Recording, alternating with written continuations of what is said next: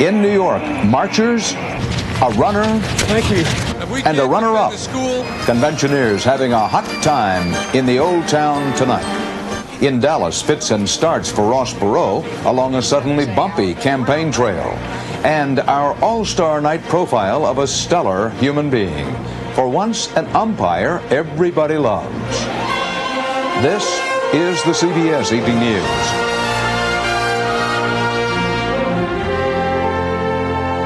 From Madison Square Garden in New York, site of the Democratic National Convention, Dan Rather reporting.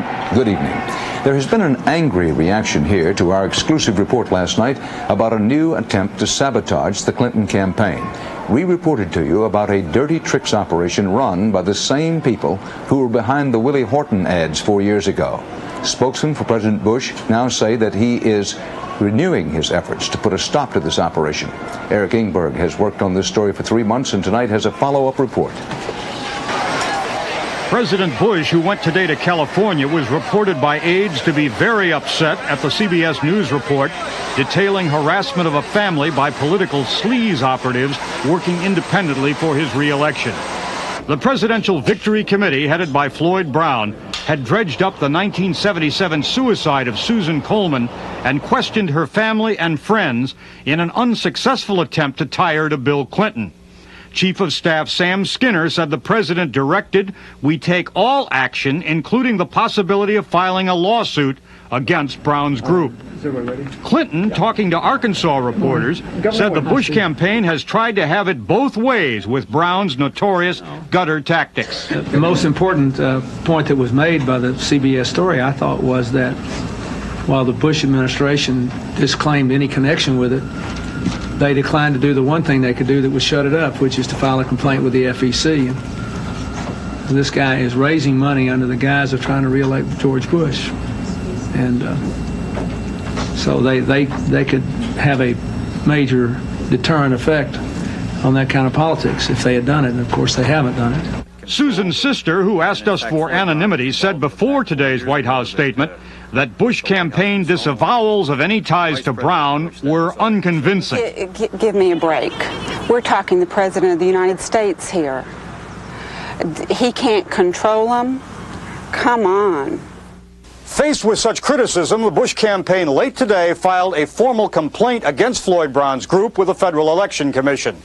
The complaint charges he has been tricking contributors by calling his committee presidential and seeks a full investigation. Eric Ingberg, CBS News, Washington. Here at the convention, the delegates are moving quickly tonight to rally around the middle-of-the-road platform of the Clinton-Gore ticket. And the friction with Jerry Brown's people is apparently being smoothed over. It's all part of the effort to push the Democratic Party to the center, keep it there, unite, and come out running with some momentum. Richard Threlkeld is down on the floor with all the latest. Richard, good evening. Good evening. It's a done deal, Dan. After a full day of negotiations with Party Chairman Ron Brown, Jerry Brown will address this convention tomorrow night. It's not clear that yet that he's agreed to or will agree to go ahead along and take the nomination and agree to concede that. But he has told his delegates that no further protest demonstrations will be necessary, so it's likely to be a lot quieter around here tonight than it was last night. Last night's chanting by the 600 Brown delegates may turn out to be the last unauthorized demonstration at this convention. Brown has wanted the convention to consider his alternate platform, and he's been vocal about it. In a democracy, debate, vigorous, robust difference is healthy. And what we want is not conformity, not uniformity, but unity based on the spirit of this party. Outside the convention hall today, there were reminders of what are likely to be two difficult, divisive issues in the fall campaign: AIDS and abortion. 13,000 demonstrators marched to Times Square to demand more action to help AIDS victims and to find a cure for AIDS. There were scuffles with police, and there were some arrests. And the designated nominee, Bill Clinton, couldn't even get a peaceful jog in this morning without encountering the abortion issue. An anti-abortion protester posing as an autograph seeker tried to hand Clinton a plastic-wrapped fetus before Clinton drove away in his car. Later, in an address to a women's group, Clinton, who supports women's rights to abortion, got a standing ovation. And elsewhere in Manhattan, advocates of both sides of the abortion issue spent the afternoon shouting at each other. You're the devil's people, and you'll end up in a burning hell. Pray, you need it. Your cause has been defeated. Here at the convention, though, Dan, it's business as usual. What I meant to say before is Jerry Brown has not yet agreed to endorse the ticket. On tonight's agenda, a speech by Jesse Jackson and adoption of the party platform. Dan? Thanks, Richard. And we all recognize it was somebody pulling his microphone cord down there. It's hard to keep your focus and concentration. A not very strenuous debate over the Clinton-Gore platform is underway behind me, up there on the podium right at this hour. A platform designed to move the party closer to the middle. As a result, some issues aren't being talked about much at all this year. Take the drug problem. Jacqueline Adams has more about that.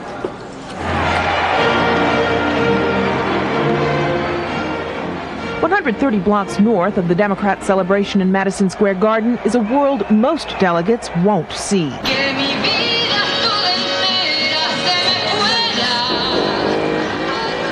Washington Heights drug bazaar is flourishing, even after police invaded the area last week to stop a night of rioting.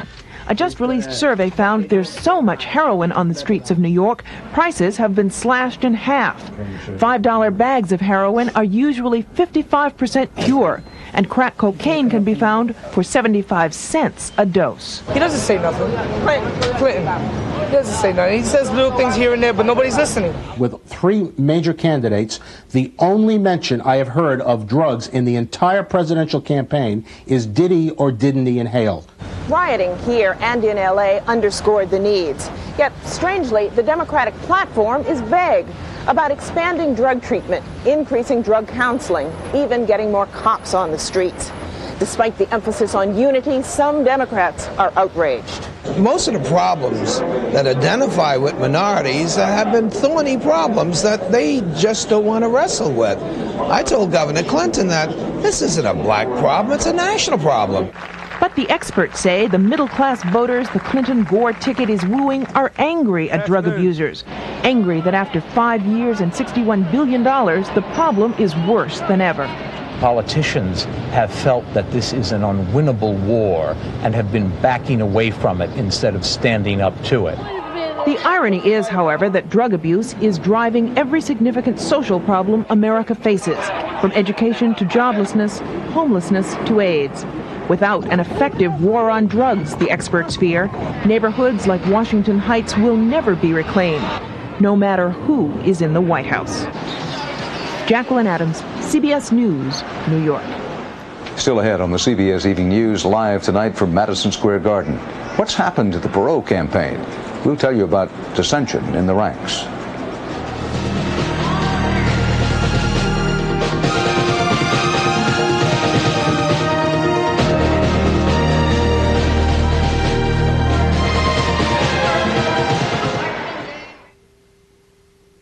People loved the old type of granola, but didn't know it was loaded with fat. Introducing new Kellogg's low-fat granola. Lots of delicious whole grains, almonds, and raisins, but only half the fat of leading granolas. New Kellogg's low-fat granola. Great taste, half the fat.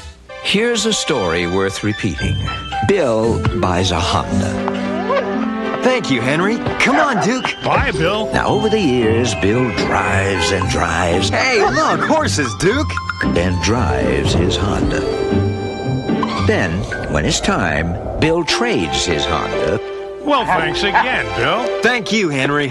For another Honda. Honda. #1 in owner loyalty. Again. Nighttime, one of the worst times for pain. Minor arthritis pain, muscle aches, pain that seems to go on. That's why you need Ultra Strength Bengay, the strongest Bengay ever. You can say goodnight to your pain with Ultra Strength Bengay. Back now live at the Democratic Convention, where Governor Douglas Wilder of Virginia officially endorsed the Clinton-Gore ticket today. That ends speculation that Wilder might defect to become Ross Perot's running mate. All is not sweetness and light, much less efficient organization inside the Perot campaign. Correspondent Bill Lagatuda has been looking into that. Ross Perot didn't want any publicity this week, just the lingering memories of the triumphant petition rallies he's been holding around the country. But there's trouble deep in the heart of Texas, where the view from inside campaign headquarters is that of a candidate too headstrong to take the advice of his managers. Ed Rollins and Hamilton Jordan, both seasoned, expensive professionals brought on board in June, are reportedly exasperated. Jordan is rumored ready to quit and is said to have told friends Perot is ignoring him. Rollins denied the Jordan rumors today, but admitted there is some disarray at the top. You have a very strong man in Mr. Perot. We don't get the $50 million check from the federal government that the Democrats and Republicans. We have to argue with him for each item that we're going to spend, justifiably, and I think there's been some frustration. For example, Rollins desperately wants to begin running TV ads and hired veteran producer Hal Riney to film them. But halfway into the job, Perot overruled Rollins and fired Riney because he didn't like the spots. Other advisors were furious this weekend when Perot inadvertently insulted many blacks at the NAACP. No one in the campaign knew what he was going to say. Tom Luce, the campaign chairman, is spending more time than he'd care to trying to put a positive spin on all this. The important thing to Ross is that Ross wants the message to be Ross's message, not somebody else's. Not a committee of speechwriters, not political professionals. Luce says the disagreements among the staff are being blown way out of proportion. But analysts say bickering at such a high level can bleed a campaign to death quickly. The untraditional candidate is in some very traditional trouble right now. And so for Perot, he better recognize that he's got to stem this tide very, very quickly. Late today, Ross Perot himself told CBS News the rumors about Hamilton Jordan leaving are not true and that he, Perot, plan to track them down personally. Oddly enough, all this backbiting at the highest level has delighted some of Perot's volunteers who don't think he should be handled by professionals of any kind.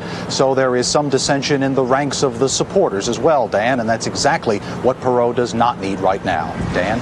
Thanks, Bill. Hang in here with us now for more of the CBS Evening News, and we'll tell you why a stay in the hospital may be bad for your health.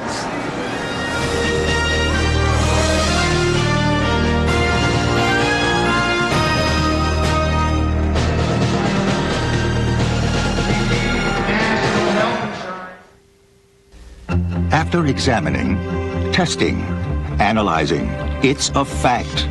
You can buy new Preparation H hydrocortisone cream with the maximum strength available without a prescription. It has a level of medicine that was prescribed by doctors for years. New Preparation H hydrocortisone cream. It's new, it's maximum strength, and it effectively relieves problem itch. New Preparation H hydrocortisone cream. Prescription strength without a prescription. This is regular. This is better. This Bufferin is regular. For headaches, Anacin is better. Why better?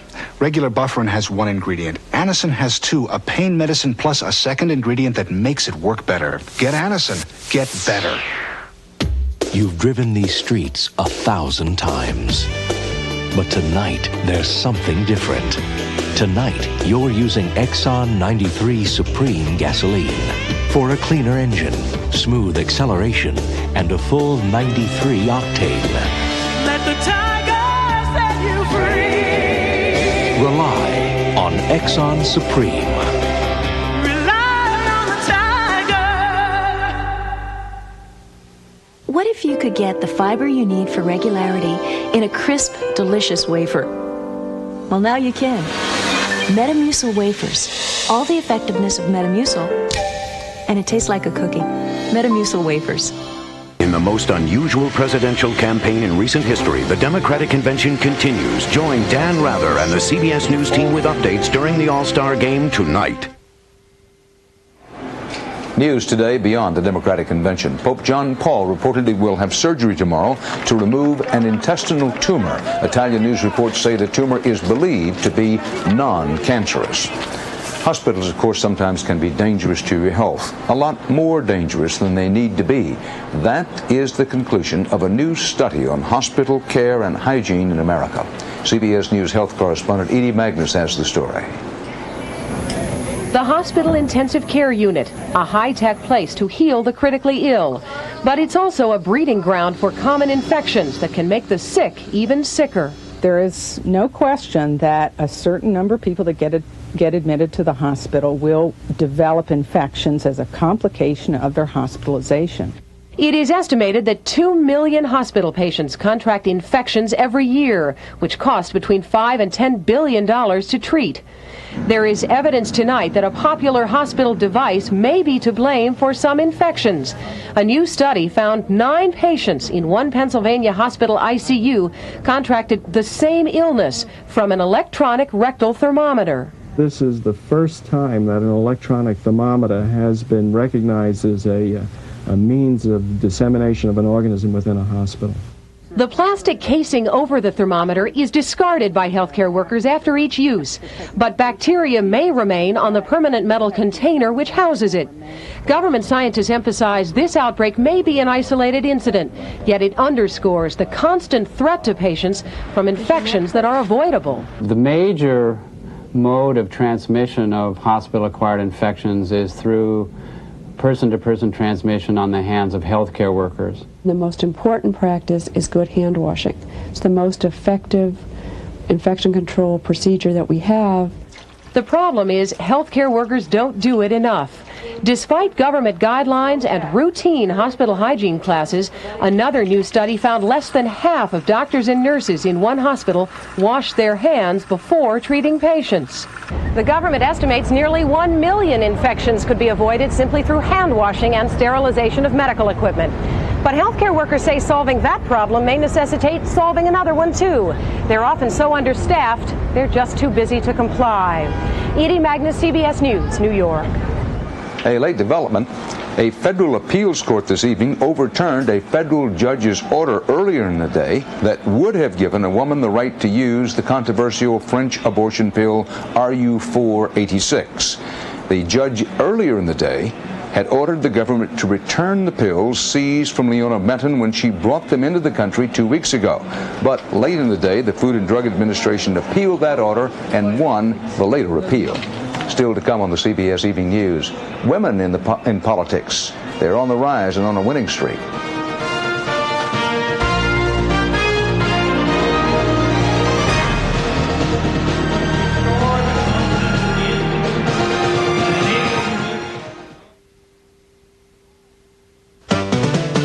I couldn't sleep at all last night. I was tossing and turning all night. Can't sleep? Try Unisom. In medical tests, people fell asleep faster and slept better with Unisom than without. Now I'm sleeping and sleeping all night. Take Unisom for faster, better sleep. Or when you have pain and also can't sleep, take Unisom with pain relief. You probably think the best American car value is some little econo box you have to settle for, right? Nope. It's a Buick. The luxurious Buick Park Avenue. That's according to the Complete Car Cost Guide.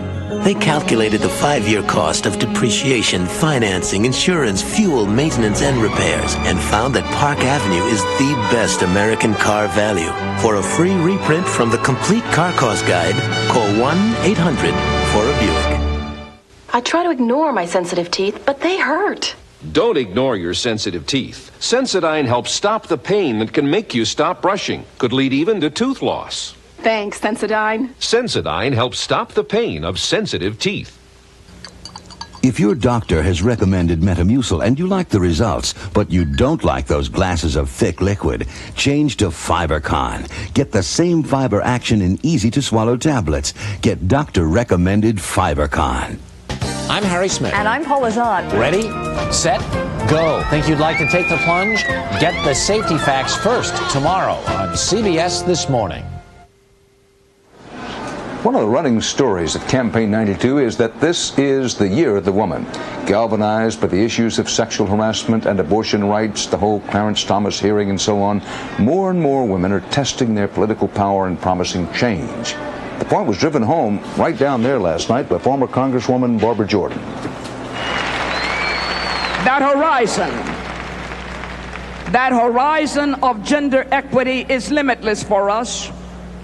And what we see today is simply a dress rehearsal for the day and time we meet in convention to nominate Madam President.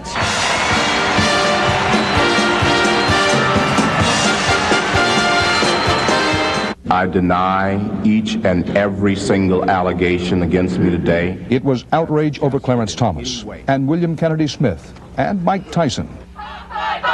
It was the danger of losing the right to choose abortion. It was the shift from war in the Gulf to domestic issues, education, health care, child care. It was anger at male politicians and the departure of many male incumbents from Congress. All of that and more is giving rise to what's being called a new feminist revolution, the year that women might finally seize political power. We'll remember in November. More women are running for Congress than ever before, from Dianne Feinstein and Barbara Boxer in California to Carol Moseley Braun in Illinois, to Lynn Yackel in Pennsylvania and Geraldine Ferraro in New York. Women are looking to score big gains in the House and Senate. Will they? Will this be the year of the woman? Or are feminists once again about to be disappointed? We spoke with three prominent Democratic women: Kathleen Brown, State Treasurer of California; Geraldine Ferraro, former vice presidential candidate now running for the Senate in New York; and Lena Guerrero, chairman of the Texas Railroad Commission. Let's talk about differences in running when you're a woman. This time around, I'm terribly delighted I am a woman running, because this time people are looking for the positive aspects that we bring to a campaign. Honesty, integrity, the outsider image, the person who can bring change. Also, women all have other lives than our jobs in politics. We're all mothers. Right. I'm a grandmother. And those other lives drive our passion. I mean, I think I can speak for us. Exactly We don't get into this to change our lives. We get into it because we want to change other people's lives. We're not afraid of coalition building, compromising. You know, we've settled a lot of disputes between two screaming kids who want to play with the same toy. But let me turn that around. I hear some men, I'm not proud of it, this is not something that joy, say, that's precisely the problem.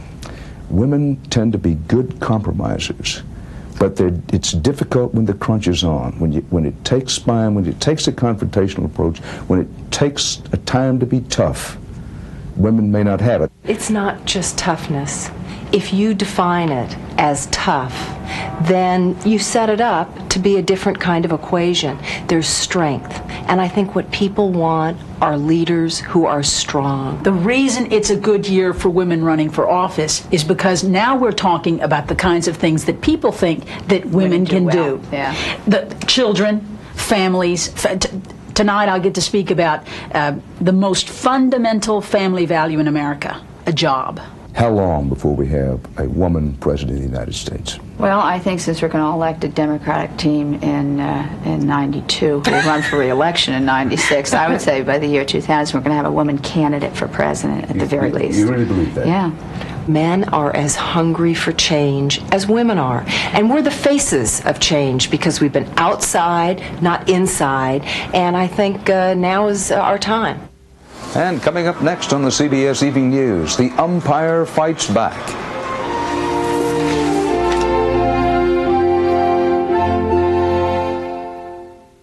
Over here, Miss Lansbury? Yes, please. Wow. If I lifted that, I'd need extra strength buffering for the aches and pains. It's strong, huh?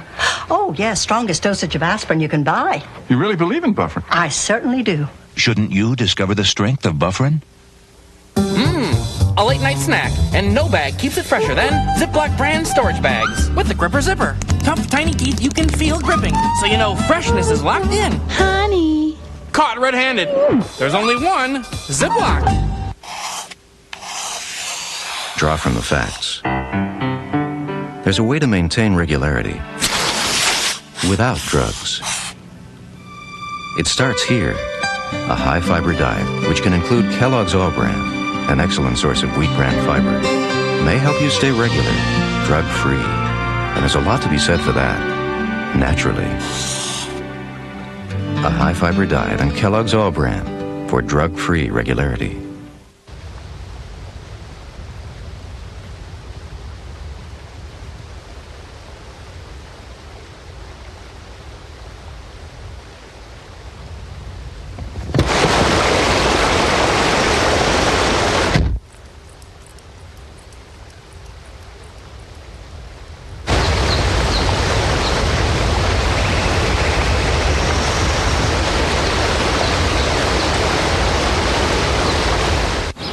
castle once had 26 bathrooms. It'd be nice if one of them still worked. Why?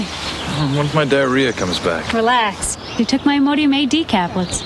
Just once. I usually take the pink stuff 2 or 3 times. Imodium AD is much better. Imodium AD caplets are so effective, they often work in one dose. Instead of dose after dose after dose, like the pink stuff. Ready to go? Before the sunset? Imodium AD for diarrhea, the choice for one-dose relief. And finally tonight, the story of a great comeback. It's about a 42-year-old man who's drawn more than his share of boos and heckles over the years, but now everyone is rooting for him. John Blackstone tells you why. They are the keepers of America's game, Major League umpires. Unloved, every one of them. Every call that goes against the home team, they get booed. I wouldn't want to live like that, would you? That's how we teach our kids in America. Boo, let's boo the umpire, let's kill the umpire. Right at the scene. Just 60 men in America suit up to do this job. This season, one has been absent. Ladies and gentlemen, Mr. Steve Palermo. Nobody boos Steve Palermo these days. The man, often called the best umpire in baseball, is now breaking the rules.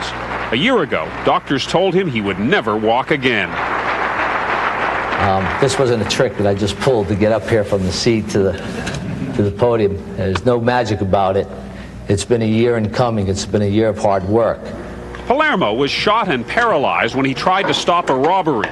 Now, with his wife Debbie at his side, his job is recovery. Of all the people in a baseball game, only the umpires wish to go unnoticed. Steve Palermo would be happy to go back to the days when his biggest recognition was a chorus of boos. Push, make me work. Umpires dream of making it to the big leagues too. Palermo made it 15 seasons ago. Every call has to be the right call. And here, he wants to be just as perfect and have it all just, fall into place and do it all just right. You strive to be number one. You want to be number one. That's the only place where you want to be. Never admit defeat.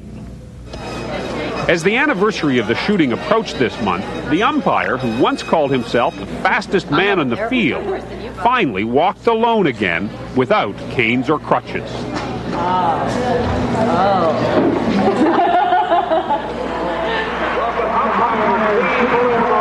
It's a trick he hasn't tried in public yet, but no matter.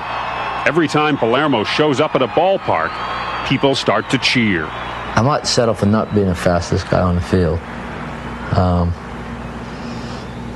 just as long as I'm on the field. The others in the small fraternity of umpires are awaiting Palermo's return, while he works hard to make himself unpopular once again. John Blackstone, CBS News, Kansas City.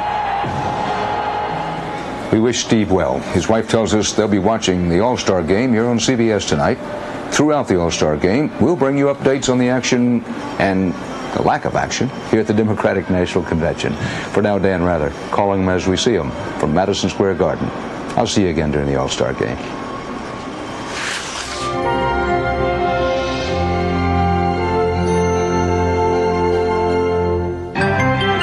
Experience CBS News. Ready to put the pedal to the metal? It's a great time to buy an American car if you know where to find the right deals. Big bargains, best buys. The Money Crunch Report on the CBS Evening News tomorrow. This is CBS. Next on Hard Copy, Darlene faked pregnancy to get him, faked suicide to keep him, then hired a hitman to kill him.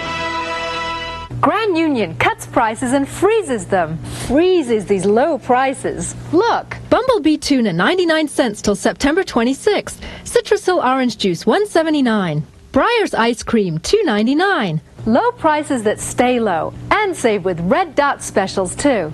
Center Cut pork chops $1.89 a pound. Red Dot specials every week plus Red Hot specials this week. Save here, save there, save